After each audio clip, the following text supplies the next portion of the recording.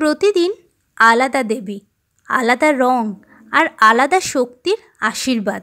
জানেন কি নবরাত্রির প্রতিটি দিনে মা দুর্গার কোন কোন রূপকে আরাধনা করা হয় আর কোন রং আপনাদের দেয় বিশেষ শক্তি?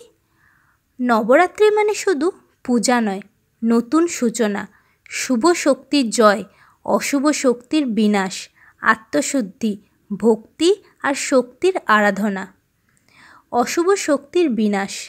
পুরাণ মতে মহিষাসুর নামক এক অসুরকে পরাজিত করতে দেবী দুর্গা 9 দিন 9টি রূপে যুদ্ধ করেন। অবশেষে শুভ শক্তির জয় ও অশুভ শক্তির বিনাশ হয়। শক্তির আরাধনা। দেবী দুর্গা হলেন শক্তির প্রতীক। নবরাত্রিতে 9টি রূপে পূজা করে ভক্তরা নিজের জীবনে শক্তি, সাহস, ধৈর্য, ইতিবাচক শক্তি লাভের জন্য প্রার্থনা করেন।